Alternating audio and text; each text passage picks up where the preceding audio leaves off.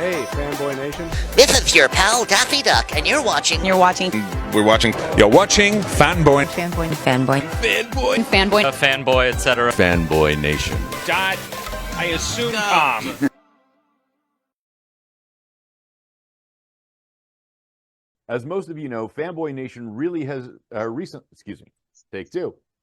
As most of you know, Fanboy Nation recently started covering live theater and expanding outward into the Long Beach area. We are talking to Jon Peterson of P3 Theater Company. That is a mouthful to say. That is P3 Theater Company. Jon, how are you today? Pretty good. How about yourself? Listen, man, I'm excited for you. You guys just recently completed a fundraiser that you had to extend for a little while longer because the response was so well.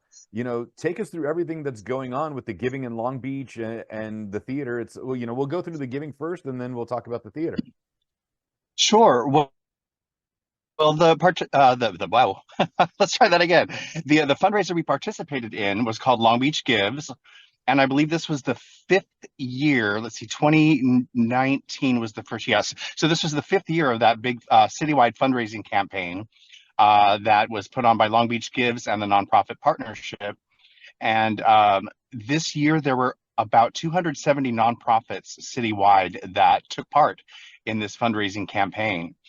And it was such an amazing experience.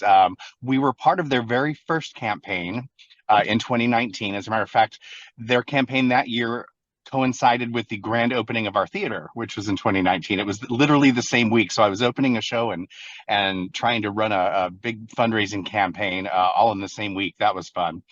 Yeah, it's a really amazing thing where you see the city come together and all the philanthropists, start donating to their favorite causes. And we were lucky enough to be chosen to be, one of those causes. And it was going so well, they decided to extend it an additional 24 hours. It was last Thursday, the 19th, and they extended it through 10 p.m. on Friday. So it was really a great experience. Man, that's incredible. And you guys had a huge part in it, and being in the city of Long Beach. There's a couple of other theater companies out there, but you guys are one of the more recent ones. It's got to be hard to be starting in 2019, and then all of a sudden, 6 months later, the world falls apart. It was exactly 6 months. We had just finished our third production and we were gaining momentum. I mean, we hit the ground running. It was really great. And then bam, COVID.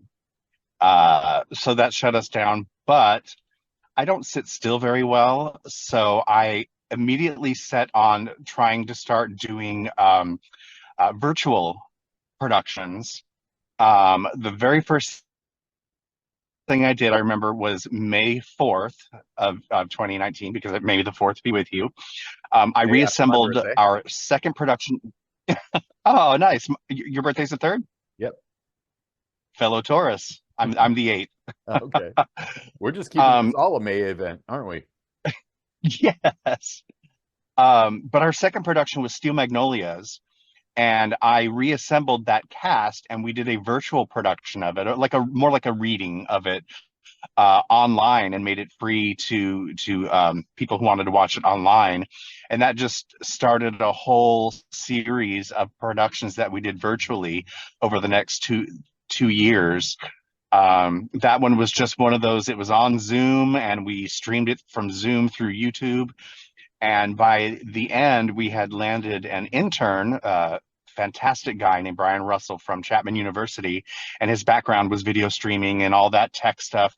So we were doing hybrid productions, combination of pre-recorded and live, where he was adding in all kinds of set pieces and stuff through this fancy software that he had. And it was just a lot of fun. And we, all the actors volunteered their time during that time because they just wanted something to do, because everybody was going stir crazy, especially those of us extroverts that need to get out there and be on a stage.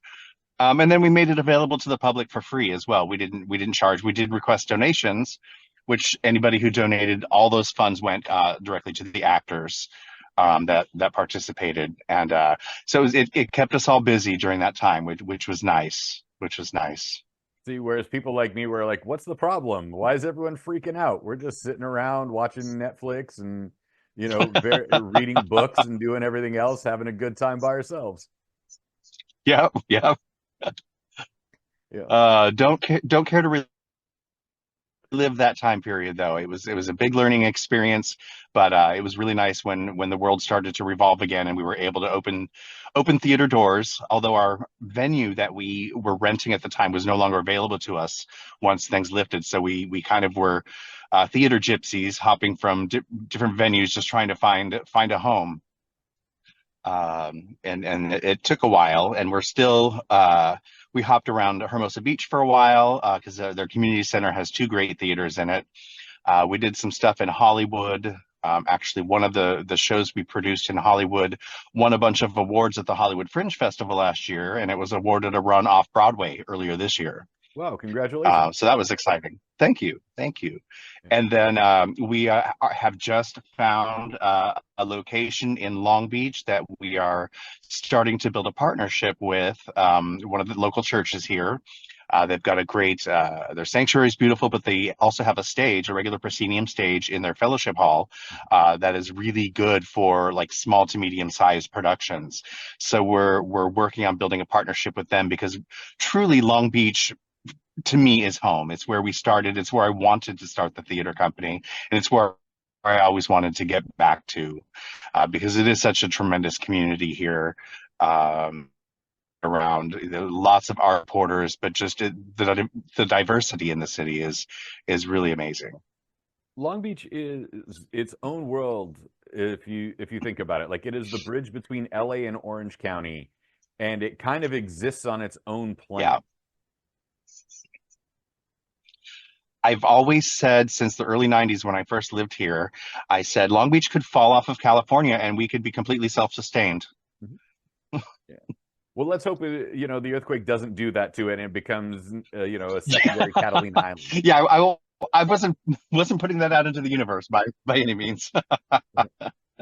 So you got to give me the rundown. What does P3 stand for?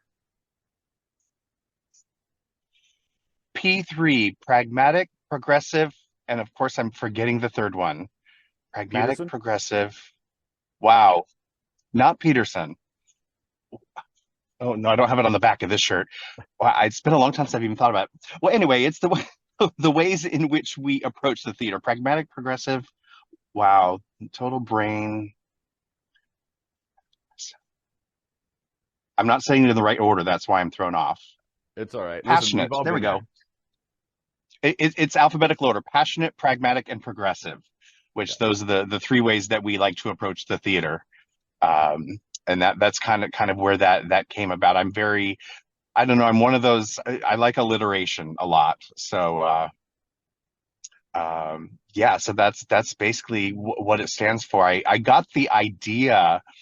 I was a huge fan of the TV show Charmed back in the 90s and early 2000s.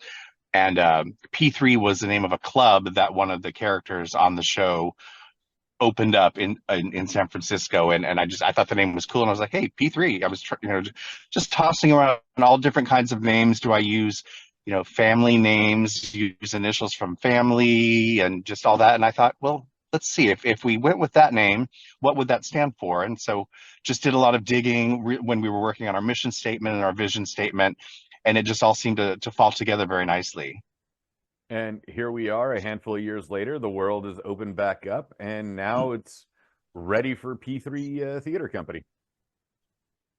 Ready for P3, ready to get ourselves back in Long Beach. We have a couple of events. We've been on hiatus for just about a year. We did a huge world premiere in Hollywood last year, and then the show that went to off-Broadway, incidentally by the same playwright. Those kind of took a chunk of our budget that we were not planning on because we didn't even know it was going to be an option to go to New York with the show. So we kind of had to pause and regroup, and then during that time is when we were really searching for a home. But now we are back. We are planning, we've got a concert event coming up at the end of October. We're doing an original Christmas show, and then we are piecing together our 2025 season. We have a main stage season, and then we're also working on a cabaret series. where we're going to be building that in with the Unified School District here in Long Beach, some of the high schools, and getting the arts students involved in learning how to perform in a cabaret and doing workshops with that. So lots on the horizon that we're really excited about. You're living dangerously, man. They always tell you don't work with pets and children. You know, fortunately, high school's okay, but I agree with the pets and children part for sure. Notice we haven't done Oliver or Annie yet, or Sound of Music. So, Well, you know, those are a couple of biggies. And you mentioned Sound of Music. I talked to Nicholas Hammond, who was in the movie. And so that's a little interesting tie-in at the moment, because that was like about a week and a half ago. oh, cool. Yeah. Incidentally, Sound of Music was the first show I ever did back in 1986. Yeah. We're just all going through the Swiss Alps on top of this. Yeah. That's the 2026 show is Tauruses through the Alps. There we go. I like it. I like it. God forbid. Yeah. So as things have finally opened back up for you guys, and you know you're getting the catalog ready for for the 2025. You know, what is everything looking like in the rebuilding process, especially coming home to Long Beach? So one of the big things that we were not able to do post-COVID was really retain our patron base and our donor base from Long Beach. You know, you mentioned Long Beach is kind of the bridge between Orange County and LA County. Nobody seems to want to cross those lines to go to the theater. You know, of course, the Pantages and the Amundsen and all that, the big dogs. But so we were not able to retain a lot of the patron base, particularly that we were building. So it's going to be just basically getting back out into the community, really letting people know that we're back. Our name's been around for 5 years. People definitely are familiar with us, but we want to expand that familiarity, turn that into ticket sales so people can come and see the quality of productions that we do put on. So that's really going to be one of the big chunks. And then just kind of building the home, hoping things will work out in this facility and in the church where we're going to be performing the next couple of shows we've got coming up. They're very hospitable. It's a wonderful place. So looking forward to that. That being said, it's a church, so the stage itself isn't set up technologically or technically as a theater would be, like with theater lighting and theater sound equipment. So I'm working with them on seeing what we can do to upgrade that. We have our own sound equipment, so that's good, but maybe getting it installed and then really trying to get them to upgrade the space a little bit, little by little. And so we're working on figuring out how we're going to make all that work. Because we've certainly got the talent and the creative team that is incredible. We want to make sure that all aspects are up to that they meet that bar of what we have in the way of talent. So those are the challenges, really, kind of building up the space physically, and then just letting the public know that we're back and getting them to come and see little P3 theater. Okay. We'll have a couple of other press buddies I'm going to pass your information along to, so they can be on your radar. Oh, I appreciate that. Thank you. Yeah. And you know, a lot of people you know, this last year in March, we began covering live theater with Segerstrom, La Mirada, and it's very interesting that South LA County and Orange County have kind of this sleeper community of theater houses and performers that most people haven't really tapped into or realized how much talent is out here. You know, how exciting is that the recognition is starting to come, you know, with P3 and then with all the other theater houses, that there really is a huge talent base out here, that you don't necessarily have to go to North Hollywood or that side of LA to see something. You are absolutely correct in that. As an actor for over 30 years myself, before I opened the theater company, it was kind of a treat to be on the other side of the table. Instead of being the one auditioning and just paying attention to what I was doing, I get to sit behind the table and watch that talent audition. And from a director/producer standpoint, it's amazing what we've seen come through those doors. I've also performed in a couple of productions in Orange County myself at a couple of the community theaters, where I have been on the stage and shared the stage with some incredible talent. So I can definitely vouch. I'm actually in a production right now down at Camino Real Playhouse in San Juan Capistrano doing Jekyll and Hyde, the musical. And it's filled with talent. It's so yeah, you don't have to go to those big houses all the time and spend $20 on a glass of wine, $50 for parking. Right. Just come roll up to your local regional theaters or community theaters, because you would be surprised. You would be surprised at what talent is out there. Well, let's be honest, John. It's $20 for a half a glass of wine.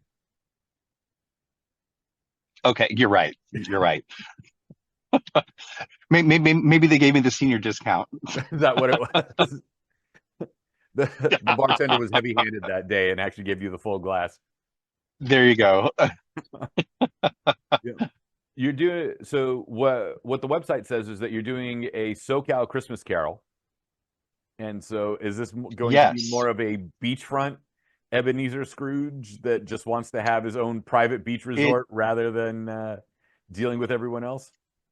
It Very close, very close. It actually, this script was originally written as a Miami Christmas Carol and was performed for several years down in South Florida. And a dear friend of mine, her father wrote the script, and they're friends of mine out here, and she's now our managing artistic director, Christy Morrow Cohen. And so her dad is rewriting the script to be SoCal based, so there'll be a lot of SoCal puns, lots of references to landmarks that are familiar to us and to the tourists, and maybe poking a little bit of fun at this neighborhood or that neighborhood, all in jest, of course. But so it is a musical. So there is music in it. But yeah, it's your classic Christmas Carol story with the Southern California twist. And if you kind of think a la 80s as well, you got Oh, no, that's little even bit better. Like we're just gonna have of a that, 87 a little bit of Valley in there. on up. Yeah. Yeah, so I'm really looking forward to that. We're going to be casting that within the next 3 to 4 weeks, I think.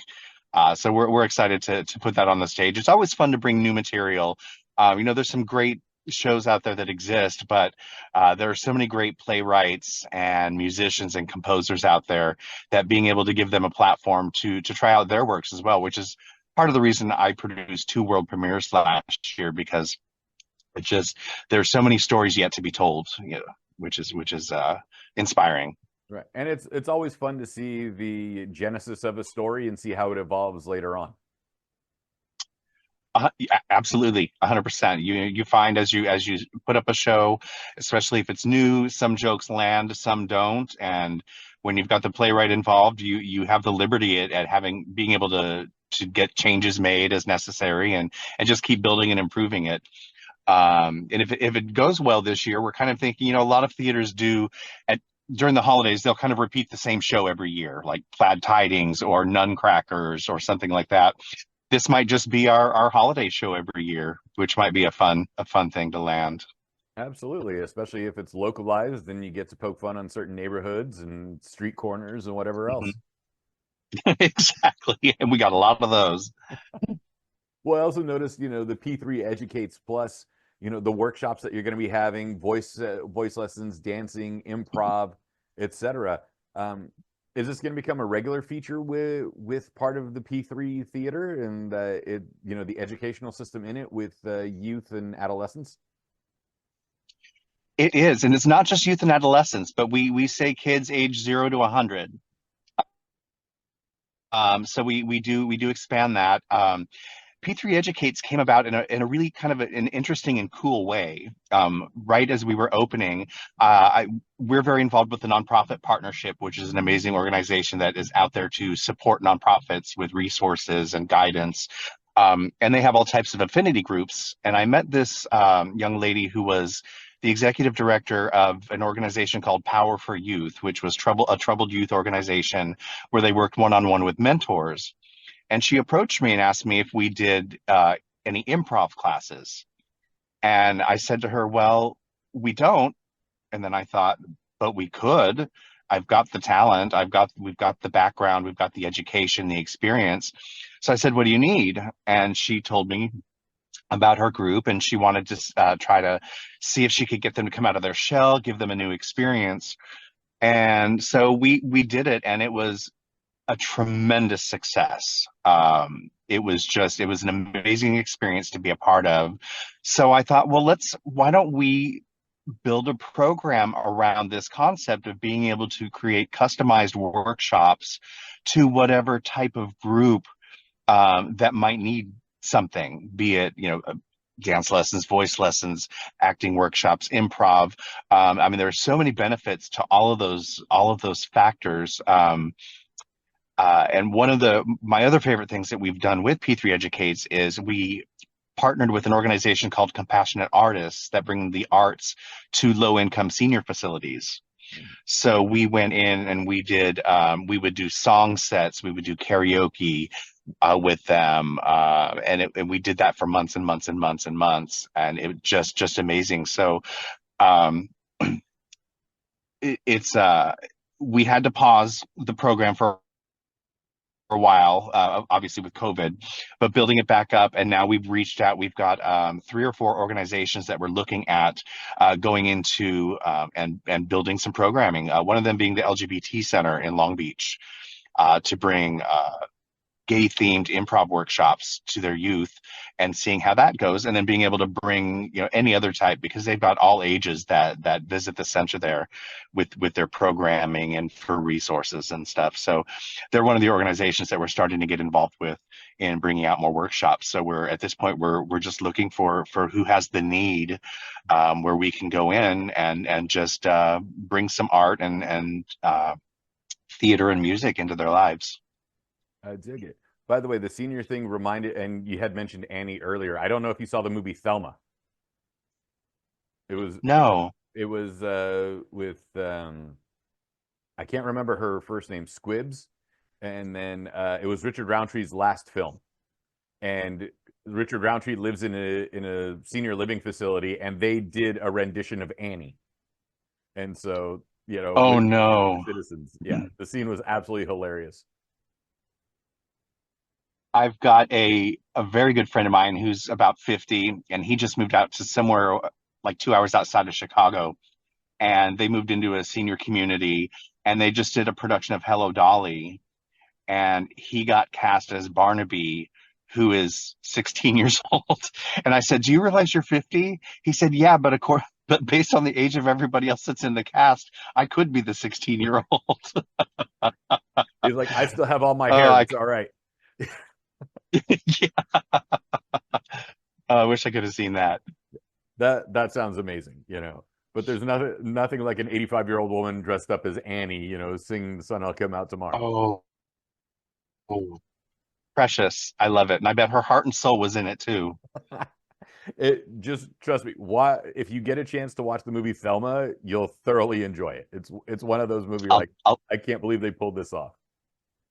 I'll definitely check it out. And it's loosely based on a true story. Oh wow! Okay. Very, very loosely based. The premise is that this guy who's really close with his grandmother, someone does one of those AI voice swaps where they can make it sound like somebody, and calls and the AI voice swap calls his grandmother sounding like him, asking for 10 grand to bail him out of prison for something. And then she ends up calling him and finding out it was a scam. And then he's like, "Well, what if grandma actually did give them the 10 grand?"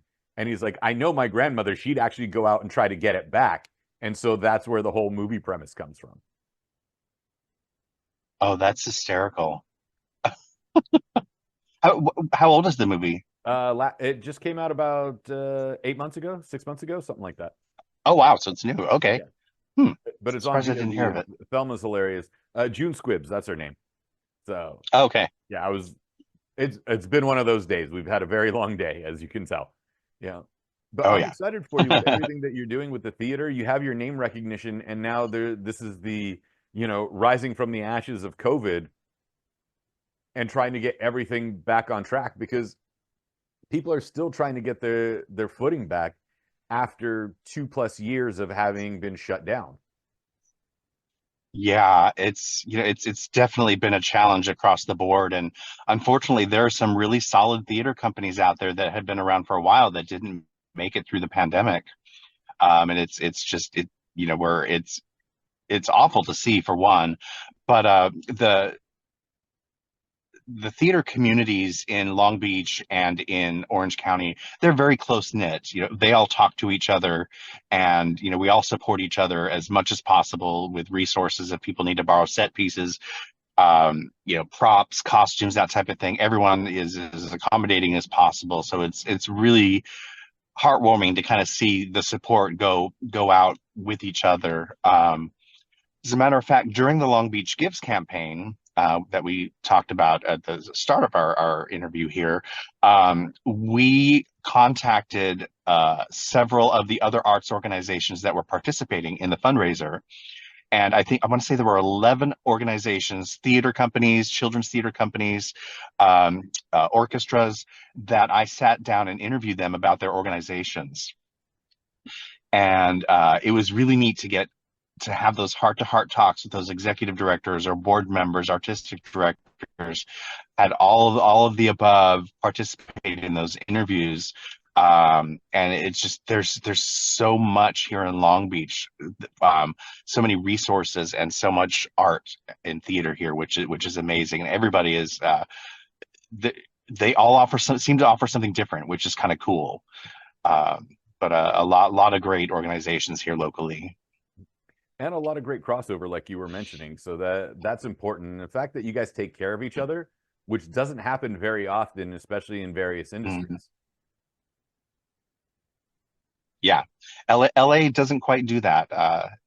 Yeah, a lot of people know each other, but they all kind of fend for themselves, and it's not a competition necessarily, but everybody just kind of does their thing and has their blinders on, and they take care of themselves, almost to a fault, I would say. Not trying to say anything bad about the LA theater community. It's a tremendous community, but it's just not as cohesive as Long Beach and Orange County. As a matter of fact, there's an organization called the Orange County Theater Guild that I forget how many members they have, but we're part of them. Even though we're in Long Beach, they consider Long Beach part of the greater Orange County area, and I really like that, because there is that separation. So it's nice to be able to stay connected with the Orange County theater community, because they are a tremendous theater community, and there are theaters all over the county, all the way down as far as San Clemente, up to the Anaheim Hills area, yeah, so it's everywhere. So it's really an honor to be a part of, and exciting. Yeah, no, and like I said, Long Beach kind of gets neglected by LA County, and I think so does La Mirada. So the fact that you guys are just on the border of everything, you guys get to play to both sides. Mm-hmm. Yeah, that's what we're hoping for. We're hoping to get everybody down here and help. When people come, when they go to a different city or a different region, geographical area where they live to attend the theater, it only helps the economy around the theater as well. Because they come down, they'll have dinner. They might do, depending on the location of the theater, they might do some shopping if there's a local mall, strip mall. So it only stands. It's only a win-win situation, truly. So come on down from LA, people. We got some good theater down here. And if they drink a little too much, the hotels are right down the street, so they're good to go. Hotels, if they want to take an Uber, they can support the Uber drivers. Just drink responsibly if you do. Ride sharing is definitely there. Yes, please drink responsibly. Do not throw up in your Uber driver's car. Please respect the people that when you get in their car. Don't be mean to your Uber driver. I've seen that far too many times. Just be kind. Oh gosh. Yeah. Yes. I don't think we're being asking kind is very when it easy. comes to kindness. And if you can't be kind, be polite. Exactly. Yeah. Yeah, or just zip it. Right. So with P3, are you guys looking to do more original plays, more classic plays, a combination of the two? Do you want to be known as the testing ground for brand new productions? Like, how is that looking for you guys, or at least, the direction you guys want to be facing? That's a great question. Kind of all of the above. I do want to continue to try to do at least one original work a year, be it an actual production or a staged reading. I'm getting submissions all the time. Playwrights, they just Google theater companies and send their materials out. And there's some great material I've read, so I would love to be able to do that at least once a year. Like to do the shows that are kind of off the beaten path a little bit, that maybe have done well but aren't well known by title. But then also, to keep people coming, we're not established enough yet that we can just go out there and do all these wonky shows. Kind of like I think ICT does, International City Theater. They're very well established, very professional theater company, and they're able to, because they've got that base, kind of go out on a limb with a lot of the productions they choose. We're still in the beginning stages, and I do like to do the classics as well. I mean, I'm an old school musical theater person, so I love my Oklahoma and all that kind of stuff. But there are a lot of great little shows out there, and shows that are lesser known, that have stories that need to be topics or themes that are very poignant, and timely or timeless. So really, there's so much material out there to choose from, which is great. So really, I think a combination. One of the things we're going to do this season, which we've never really had the opportunity to do because we got shut down in the middle of our first season, but it's to start surveying the audiences and see what the P3 theater going audiences, what types of shows they like. I mean, I have my opinion, or my team has their opinion of what are good shows, what are popular shows, but it's not about us. It's really about what do the people want to see. So we want to start getting some polls out there and finding out, and that way we can bring things that the public wants to see, and then enlighten them with things that they maybe don't know about, or things that are brand new as well. No, that's the right. And a combination of musicals and straight plays. Yeah, because I've seen far too many people like, this is what we want, and trying to force it on the market, and it doesn't work out that way. Right, for sure. We've done some. We did a play called Love, Valor, Compassion, which was turned into a movie back in the mid '90s, about 7 gay friends that spend like the long holiday weekends up at one of their friends' house in the middle of nowhere, and it's about their stories of friendship and love and all of that. And we did that in Hermosa Beach 2 years ago, and it sold out like crazy. And it's not a very well known title, for sure. And among the gay community it is, but we had a diverse crowd of people come to see that, so it was really nice to see. But yeah, really finding out what they want to see, give them a little bit of what they want, give them a little bit of what we want, and we'll all be happy. The fun thing about live theater and the level of talent that it takes is the fact that it's one take only. There's no reshoots. There's no hey, get back on your mark. It's go, go, go. And if something gets screwed up, you just keep moving forward. I think that's some of the most exciting aspect of live theater. Yep.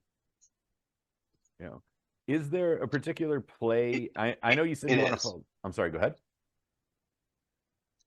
No. I just said it. I was agreeing with you. Okay. It's one of the exciting things. Just you get one shot. Right. Sometimes with Zoom there is a little bit of a delay, so if there's any crossover between what John and I are saying, it's because of that couple of second delay. Is there a specific play that you've always wanted to do that you're like, this would be perfect for P3 in its infancy or in its reemergence? Or is there something that you're like, let's just do a couple of things and then see what hits and go from there? There's absolutely a play I've been wanting to do. It was supposed to be in our first season. It was going to be the final play of the season. It's a play called Sordid Lives by Del Shores. It's hysterical. It's just I don't even know how to describe it, because it's all kinds of wrong, but it's all kinds of right at the same time. It's about a Southern family, or Southern community. And I just don't even know how to go into it. But it was one of my favorite movies. It was made into an independent film. It was a hit, and we were supposed to do it that season. As a matter of fact, Del Shore is the playwright who wrote that. Second here. Sorry. Did I lose you? No, I'm still here. Yeah. Oh, there we go. Technology. Yeah. Del Shore's the playwright of Sordid Lives. He directed one of the world premieres.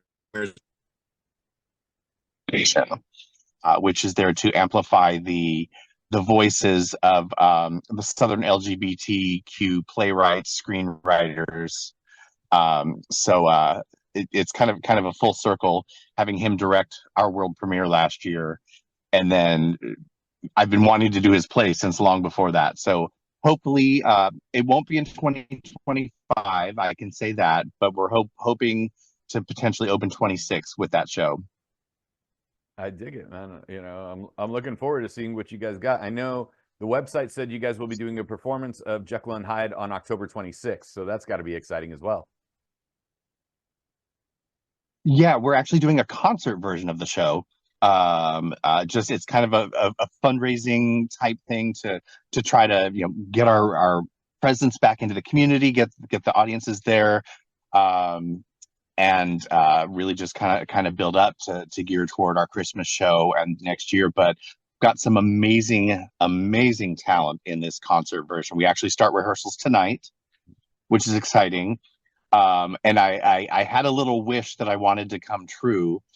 We were supposed to do Jekyll and Hyde in the fall of 2020, and I was going to be reprising a role I did in the show in 2005, along with the same actor who played our Jekyll and Hyde in 2005 at a theater in Florida. And we were going to dedicate it to our director. She had passed away the year in 2019 of breast cancer.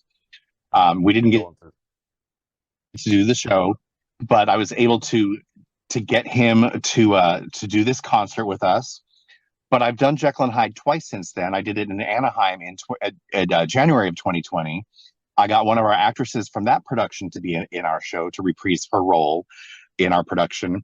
And then the production I'm doing right now at Camino Real Playhouse, I got two of the ensemble people to come up and do our show. So I have people from every production of Jekyll and Hyde I've performed in is going to be performing in this production. So it's really exciting. Incredible. It's kind of a neat little thing. Yeah. Yeah. But I'm just. So I was going to ask, could you fill us in the difference between a full performance and a concert version of the show? Sure. So a full performance would be one where you've got sets, you've got the full-on theater lighting, costumes, props, where you're just really immersed in the story, the production, and you're kind of whisked away through all of those technical aspects of it. Scene changes, costume changes, all of that. This is a concert production. It's not where we're just going to stand there and sing the show. So it's kind of a staged concert, which means there will be some blocking, a little bit here and there. We are trying to keep it simple, so it's nice and clean and sharp. But it's not a story that you can tell just standing there. It's Jekyll and Hyde. It's a man who is trying to separate good from evil and takes a potion and becomes his evil self comes out. So it will be in a format where we are we've got chairs where we'll be standing when it's time to sing and sitting, but there will be the interaction. We are doing all the dialogue as well. So all the scenes will be there. We're just not going to have full costumes and props and set pieces. We are going to have a projection design. So that'll really help with the ambiance, and it's going to help with distinguishing between different locations that take place in the show, be it in a study, be it on the streets of London, be it in Hyde Park. It's kind of a neat concept. And the way the sanctuary is set up, there's some neat little things we're going to get to be able to do with it that are very, very unusual for a typical stand and sing concert. So is this going to be in the nave of the church, or is this their their church hall that has a stage? This is going to be in the main sanctuary, in the main church. part. Yeah, we're doing this year. It was actually suggested by a friend of mine who actually goes to this church, and is how we became how we were introduced to the church. But we're looking at potentially doing a once a year concert series. If this goes well, which I think it will. There's a lot of buzz around about this concert. So we're actually it was really hard to decide what one show to do as a concert when it was proposed to me, and we were thinking of Jesus Christ Superstar to start out with. But that hint is probably going to be our concert for 2025. And might not always be the most church friendly concert. You know,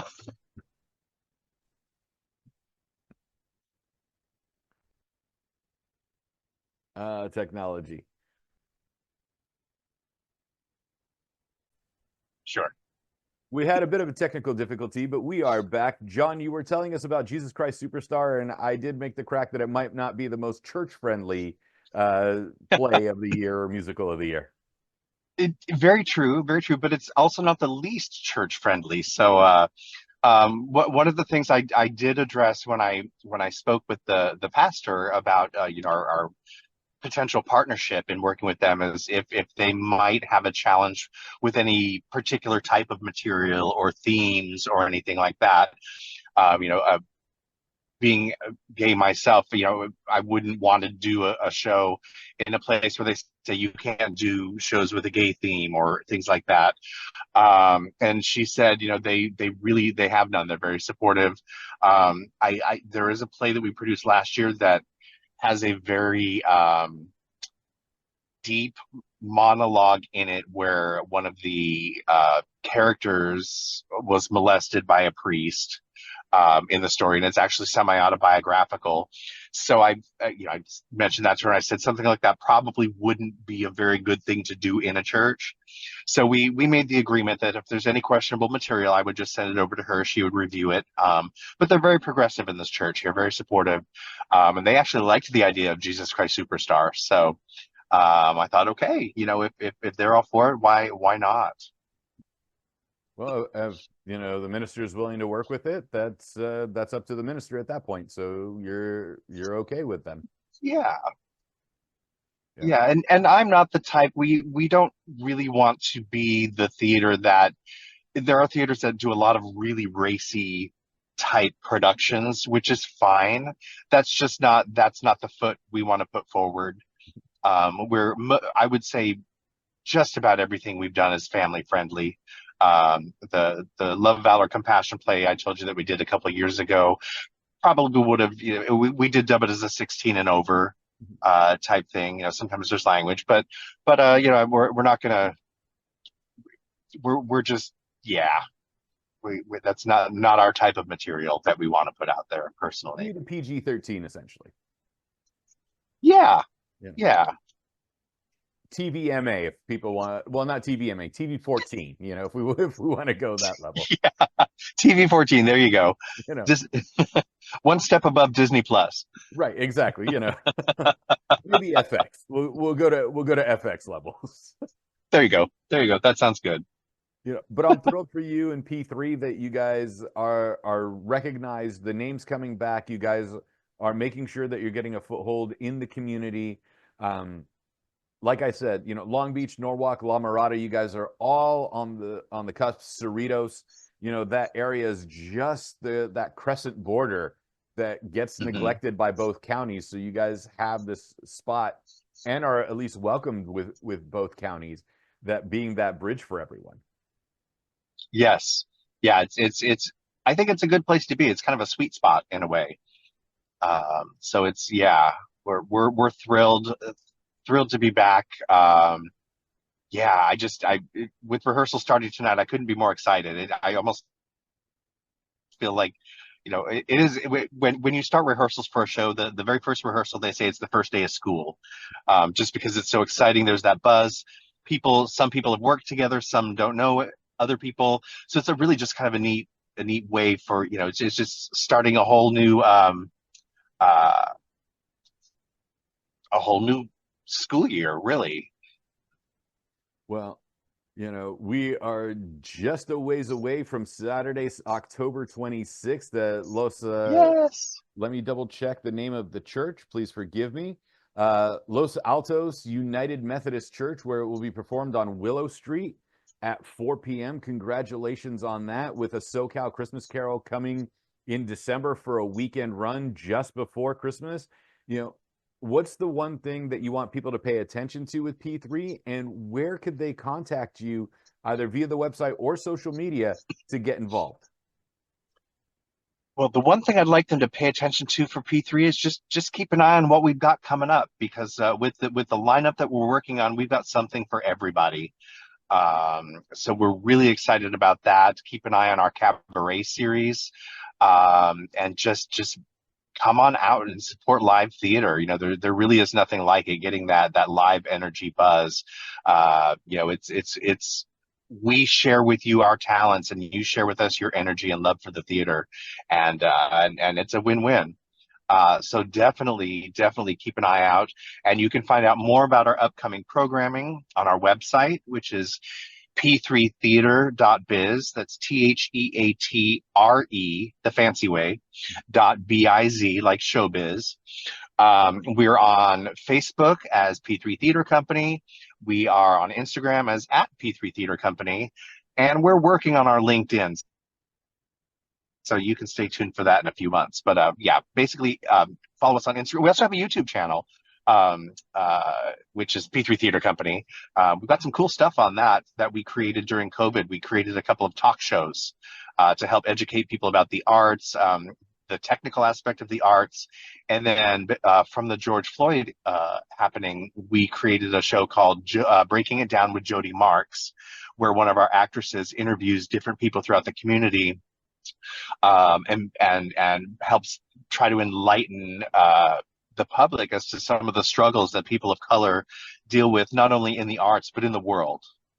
So some really great episodes on that. And that's all on our YouTube channel. You can find that on our website too, at p3theater.biz. Jon Peterson, thank you so much for your time today. It's great chatting with you about P3. I can't wait to see what you guys put out, especially on October 26th, and then a SoCal Christmas in December. Congratulations on everything, and welcome back. Thank you, and thank you so much for reaching out and taking the time to let me talk about our amazing company.